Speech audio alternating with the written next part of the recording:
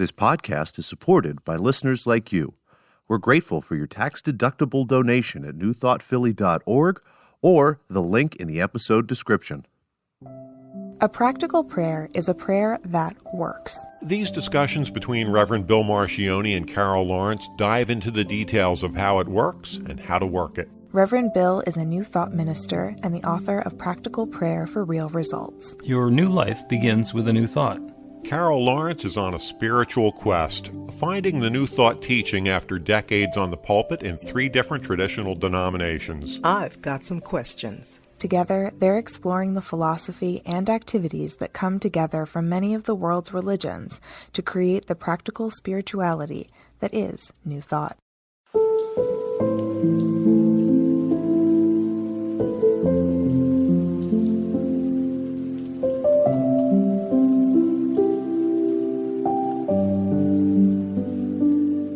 Welcome to the Practical Prayer Podcast. I am Bill Marchione, and I am riding solo at this point in our program because Carol is having some technical difficulties.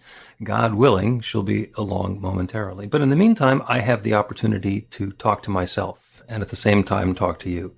And sitting in a room by myself talking into a microphone is something that I've been doing since the 1970s or 80s when I had a career in radio.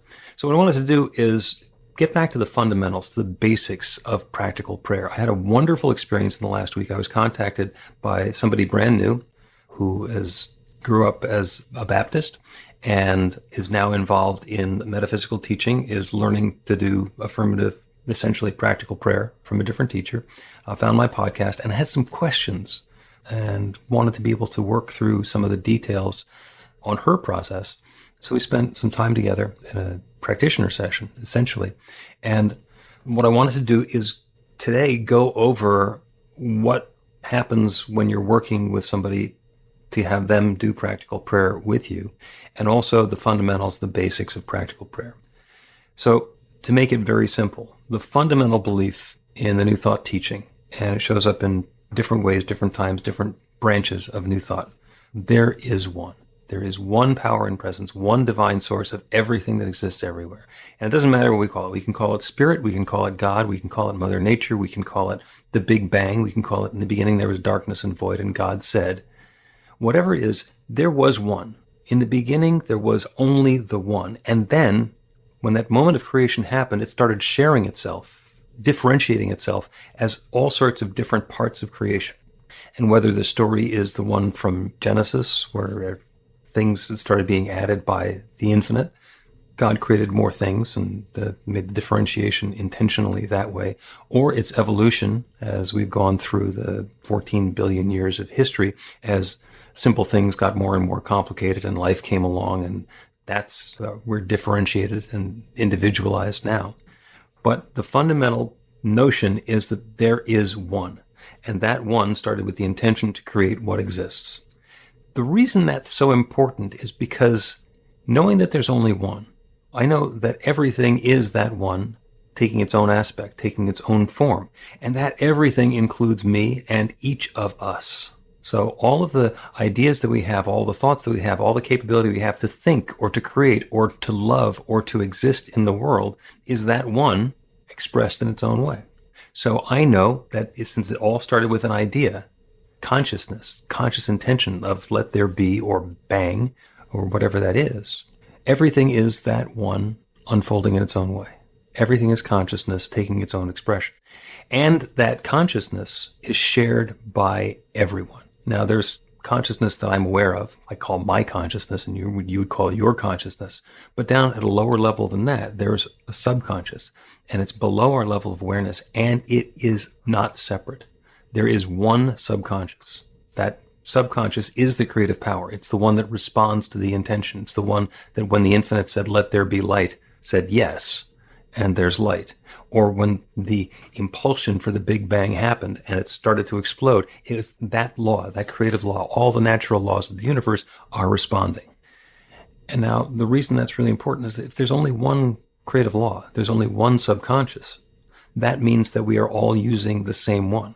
We all have different awarenesses and perspectives and positions in it, but we are all using that same creative law. And that means that if somebody's having an issue that they're trying to deal with and they want to do a prayer to create a new experience, and we're going to use the practical prayer technique because that's very effective in changing the experience we have. It's done unto you as you believe.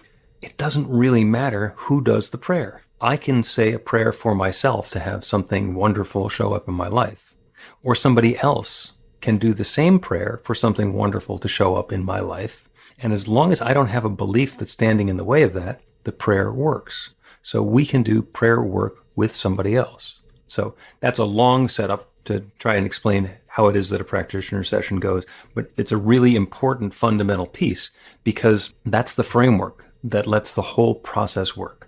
So what happens in a session with a practitioner, when we do a healing prayer or a practical prayer session with somebody, is we'll start by doing a blessing so that we know that the time that we're spending is sacred and it's the invitation for the infinite to participate in the highest and best way possible for us. And then we'll spend some time talking about the experiences that the client has had, that the person we're talking to has been having. So sometimes there are stories of things that are not working the way that they want in their lives, or things that they're yearning for, stuff that they would prefer to have in their lives. And it shows up in all 5 areas of personal experience, which we shorthand as health, wealth, love, work, and spirit. So health is everything about our physical body, our health and our comfort. Wealth is about our prosperity, our experience of enoughness and sufficiency in our lives. Love is love. It's about relationships. It's about connection. And that's with our beloved, with our sacred other. It's with our family members. It's with our community, with our boss. It's interrelationships and the way that love can unfold in our lives. Work is a little tricky because work is actually not the job that we have that pays the bill, because that's has to do with wealth and prosperity. And it doesn't matter whether the money that we're using to pay the bills comes through our job or through a different channel. The work that we're talking about is our work in the world, that which we are here to do, the way that we share our gifts and skills and talents and bring something new into the world. So that's our creativity, our creative expression. And it's not like you have to be an artist sitting there with one of those funny hats and a palette with different paint colors, looking at the canvas and then off into the distance. It's not necessarily that kind of art. We can bring our creativity to anything that we're doing. There are accountants who are brilliantly creative in being able to understand ways to express what's going on in numbers that are very helpful and meaningful to the people they're working with. And I don't know how to do. So our creativity is a way that we get to express ourselves. And the last one is spirit. It's our depth of spiritual awareness. Now, it's not for our spirituality because we are already 100% spirit. So we can't pray to be more spiritual, but we can certainly pray to be more aware of how spiritual we are. Those are the 5 areas that we can pray for. And what happens in one of these practitioner sessions is that the client will be talking about the things that they want to have in their life, the places where there have been challenges, the stuff that they would prefer to have instead. And then we'll get into a conversation because, again, it's done as you believe. The way that we say it at New Thought Philadelphia every Sunday morning, we believe there's one power, love, intelligence, or force that creates everything, including each of us, and that we're using that same power, love, intelligence, or force to create our lives according to our beliefs. So if we're doing that, then we can use the guidance of what's been going on in our life to help understand the belief system that we have, what we actually believe about how the universe works and what we deserve, and use that as milestones so that when we want to have a different experience, we get to change that belief. And there might be something that somebody's believing that they don't know that they're believing, or something that is so baked in that they think that's always been true and everybody believes the same thing. And that's not necessarily the case. So what we do during the practical prayer session is we uncover those beliefs, the false beliefs, the hidden beliefs, the things that have been creating that experience that has not been satisfying up until now. And once we understand what that is, we get to choose the experience that we'd like to have instead. So the client who I'm working with will say, well, I've been having this really challenging relationship and I want to have a loving and wonderful relationship. And the question is, do you think you can have that loving and wonderful relationship with this person? And the answer is maybe yes, maybe no. Do you think that your relationship with this person can change enough for you to be happy? Well, maybe yes, maybe no. Do you think you need to leave this person so that you can open yourself up to a different relationship? Maybe, maybe not. But what we're going to do is we're going to work our way through those questions and determine that there's a possibility for love to be unfolding. By the way, short answer, If we're having a challenging romantic relationship, the answer is not necessarily to get rid of the person who is challenging us romantically and get somebody else. Because if there's something in our belief system that's causing that problem that we've been having, then we are going to get rid of whoever we've been together with, get into another relationship, and have exactly the same problem with that person again. Yes, I hear you say, you've seen that happen before. You've felt that happen before. Because half of the relationship is me. So the other person is playing along and taking part in my activity, but I'm half of it. So what we're going to do is clear up what's going on for each of us and identify the experience that we want to be having instead. And there's a pivot that's involved where we're turning away from the problem and turning towards the solution that we want to have. And then we have the purpose of the prayer. And once we've got the purpose of the prayer, we are free to do the prayer. Let's take a quick break. I think Carol is going to be joining us right after we get back, and on we go.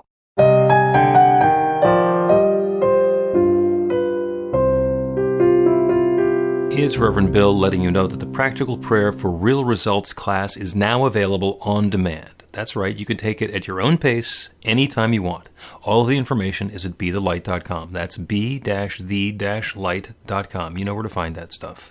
The class is 5 lessons, broken down into 18 modules, and you can take them at whatever pace is comfortable for you. As you work through the process, it starts out with the theory, goes into the practice, there are experiential activities and exercises, and at the end of the program, you will wind up with an understanding of how practical prayer works, and a practical prayer for yourself that will work to create transformation in your life. And as you know, it works for everything.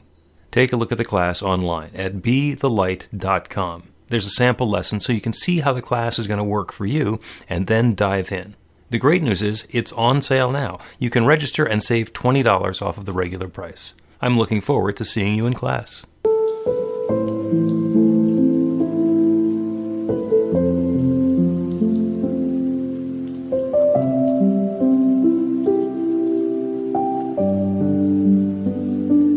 Welcome back to the Practical Prayer Podcast. I'm Bill Marchione. I spoke too soon. Carol made her connection, and then her connection dropped out again. So I'll continue talking. It seems like I don't have any loss for words, and perhaps she will be able to join us shortly. I was talking about the process that we go through in a practitioner session as we are doing healing work on behalf of other people. And what we want to do is dive through and understand what it is that's been going on for them and help them find a belief or a false belief or a hidden belief, something that's been causative in their consciousness or subconscious that's been bringing that experience about. And then we can pivot from the problem that they've been having, the challenge, the difficulty, and we turn instead towards the solution, the experience that they want to have instead. And that sets us up for the prayer. And after we've been through a bit of that, then we actually do the practical prayer. And there are 5 or usually 7 steps in a practical prayer. The purpose that we start out with is the result, the experience that we want to have once this prayer has worked. And we want to start out with that because if we don't know where we're headed, we have no idea what the directions are to get there, and we don't know if the destination that we're winding up in is the one where we want to be. So we have to be very clear about what we want to have as our destination, and then we do the prayer based on that. And the prayer is going to take 5 different steps. The first one is recognition, where we turn our awareness away from the world around us, away from our experience, to that infinite creative power that creates everything, the divine. We open ourselves up to the awareness of God, of that creative power that creates everything. And then the second step, unification, we identify that that divine creative power that creates everything has created each of us, and that we are that divine power and presence taking form. So now we've taken it from the level of running around in the world where things are happening to us. And we have identified that there is a huge power and that we're part of that power. So now when we do the third step, which is our realization or our affirmation step, we're going to claim the good that we want to have instead of whatever it is we've been experiencing up until now.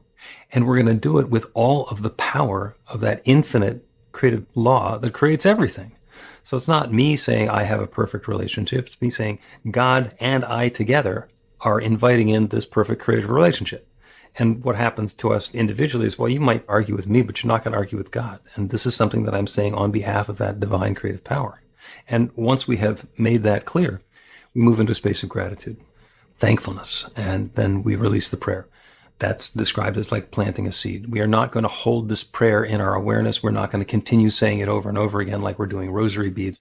Once that new idea has been birthed, we don't need to do anything else with it. We are going to turn it over to that creative power that creates everything, the one that's created galaxies, and let it create this newness for us now. And if somewhere along the line, if we do that affirmation and say, I have my wonderful, loving relationship, or I have plenty of money to pay all of my bills, and there's a little voice of doubt that comes in and says, no, there's nobody out there for you. Or it says, look at your bank balance, is getting close to the end of the month and it's not going to work. If we get that nagging thought that perhaps this isn't going to work, that's the time where we do a refutation. Because that is our local small self ego mind telling us that whatever greatness that we have invited in isn't going to happen. And we do in the refutation, we say, this false idea, this doubt that I have, has no power of its own. This is a shadow on that infinite light. And so I choose to let the shadow move out of the way, whatever's blocking this goodness to move out of the way so that the light can shine. And it's a refutation of the things that are not true, and then a reaffirmation of exactly what we were claiming previously. And that clears the way for us to be able to get into the gratitude step, thankful for all the good that's unfolding, and move into that next. It's a very simple technique, and I didn't make it up. And I learned it because Ernest Holmes created it as spiritual mind treatment 100 years ago. But he didn't make it up. Ernest Holmes was the synthesist. He went through all of the scriptures and all of the really good prayers from all of the religions, and he found that the really good ones all used the same steps. They all used the same 5 or 7 steps in a prayer to create something wonderful. My favorite example is the Lord's Prayer. Jesus, actually 2 different sections in the Bible during the Sermon on the Mount, does the Lord's Prayer, Our Father who art in heaven, hallowed be thy name. And that's the formula. And in fact, right before he says, Our Father who art in heaven, he said, after this manner, therefore pray. He wanted people to pray like this. And that was pretty much the only place in the Bible where he did the entire 7-step prayer process. Most of the time, he did a single step. And there's a whole bunch of reasons for that, which we are not going to get into right now. But that, in its essence, is a practical prayer, and how the practical prayer works and how we can work the practical prayer. So having set all of that up, I see that Carol is now in the side room over here. Let's see if she can come on in and join us. Are you there? I'm here. Okay. Well, I can hear you and I can kind of see with the fuzziness going on. All right. We get to accept our blessings and be in gratitude for all of the good that's unfolding. So I took the opportunity of talking into this microphone by myself for the beginning part of the episode to go over the basics of what happens in healing prayer session with a practitioner and how the steps of practical prayer actually work. So here's what we do to clear the deck and get to a purpose statement, and then here are the 5 or 7 steps that we do. And it's because I had a wonderful session with somebody who I just met last week who grew up Baptist and is now learning the techniques of practical prayer from a different teacher. Does this sound familiar at all? Yeah, it does.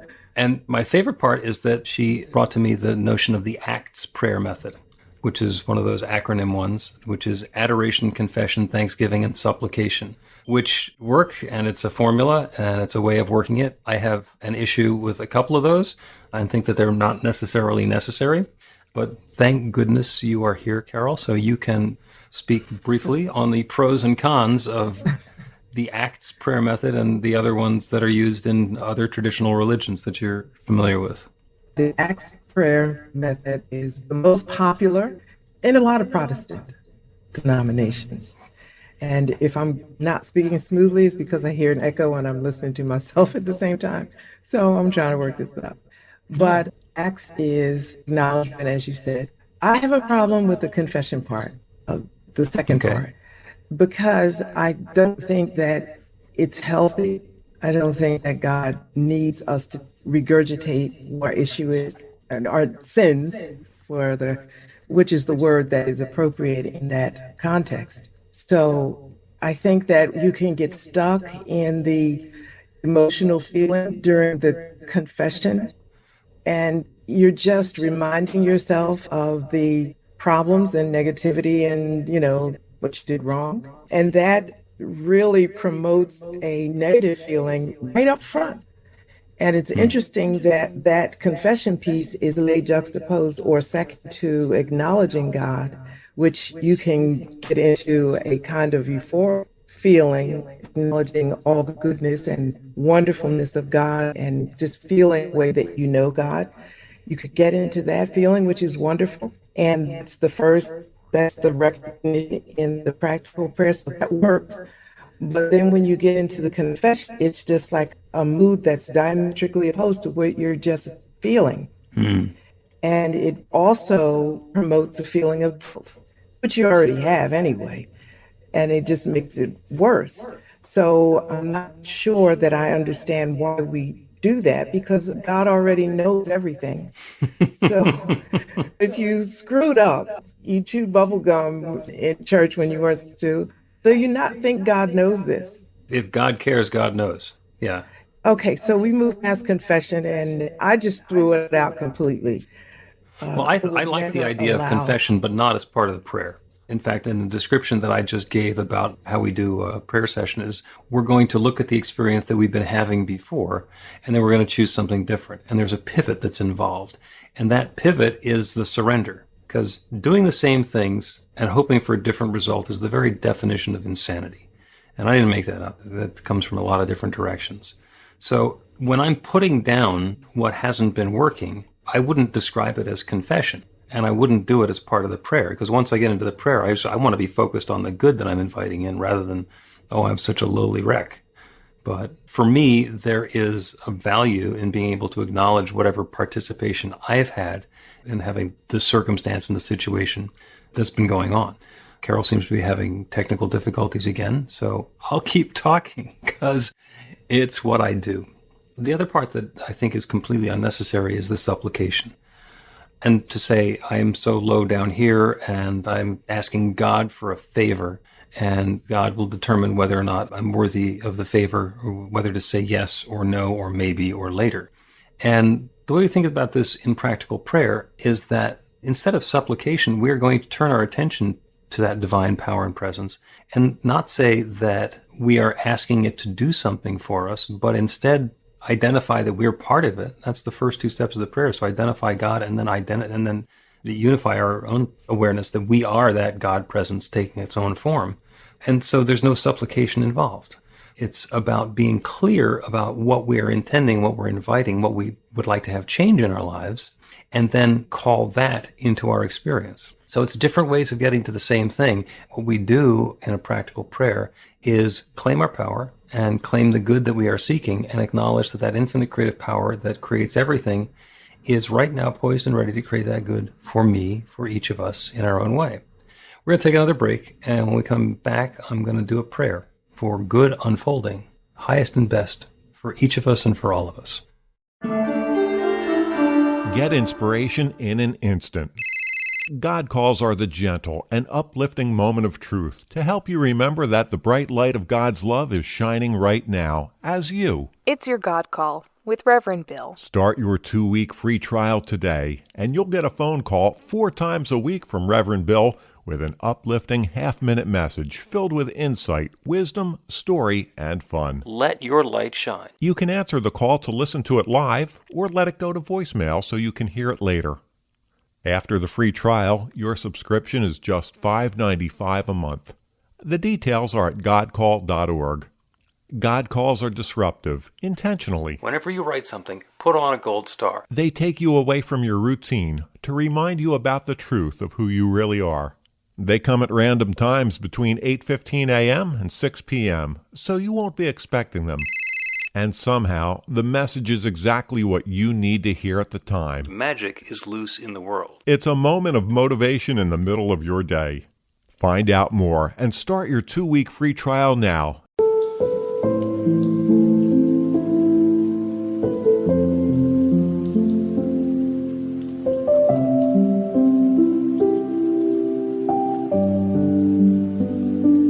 Welcome back to the Practical Prayer Podcast. I'm Bill Marchione, and Carol and the technical difficulties are off in a different room someplace, enjoying themselves. So we will continue with a prayer. Our prayer today is a classic, standard practical prayer. It is not for anything specific. It is for highest and best unfolding with love and ease for each of us and for all of us. And it uses the formula RUR2GR, recognition, unification, realization, gratitude and release, along with some refutation and reaffirmation in the middle of it in case we don't believe what's going on. And this is in contrast to Acts, which we learned as adoration, confession, thanksgiving, and supplication.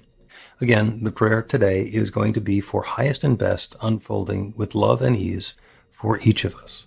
So if there has been something going on in your experience that you'd like to have change, if there's something that you'd like to see improvement in, whether it has to do with your health or your finances, your relationships, the way that you get along with your coworkers or the people in your community, or your boss or your spouse, it's some way that you want to be able to express yourself and share your gifts with the world, or to deepen in your awareness of your spirituality. Whatever it is that you're yearning for, whatever it is that you're desiring, if there's been a problem, a challenge, a difficulty, or something lacking in any area of your life, get an idea of what it is that has been the cause of concern or difficulty for you, and then do the pivot. What's the experience that you'd like to be having instead? What is it that we are inviting into our lives instead of whatever it is that's been happening? And if everything has been going along just fine and you want it to get better and better and better, identify that, and that becomes the purpose of our prayer. Then we go within. If it's comfortable and safe to do so, close your eyes so you can turn away from the details and the specifics and the sensory input from the world around you. And we can open up to the awareness of the divine creative power, that one source that creates everything. Spirit, nature, God, the Big Bang, the big happy coincidence. Whatever it is that we call it, it is the one which is sharing itself as all of its creation, and it has been doing so since the very beginning of time. There is only the one. And everything that exists everywhere is that one taking its own specific and unique and particular form. That everything includes me and each one who is listening to this prayer right now. Each of us, an individualization of that divine God presence, right here and right now, with full access to all of the power and the function and the possibility of that infinite creative law. So I set the intention now for each of us in our own way to experience our highest and best, unfolding with love and ease for each one here and for everybody involved. Love and more love, good and more good, prosperity and more prosperity, creativity and richness and sweetness unfolding for each of us in our own particular way. And I know that there is nothing that stands in the way of this goodness. There is no power that can block this light. There is no shadow that is too bright. There's no shadow that's too strong to block this light. This light is shining now for and through and as and with each of us. And I'm grateful for it. I'm grateful for the good. I'm grateful for the wonderful way that it's unfolding. I'm grateful for the awareness of this creative process. And with this feeling of thanks, I speak this word and I release it into that creative law that creates everything. And I know without doubt, hesitation, or question, it is now creating this. And so I let it be. And so it is.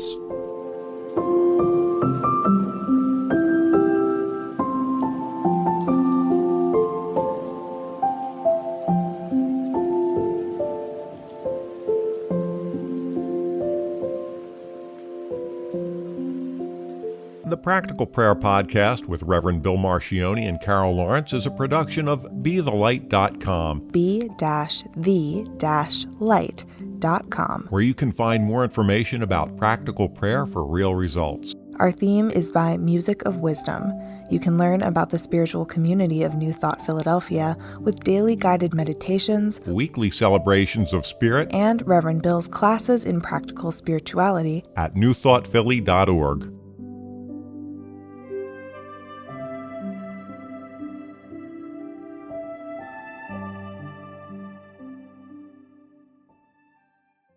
This podcast is supported by listeners like you.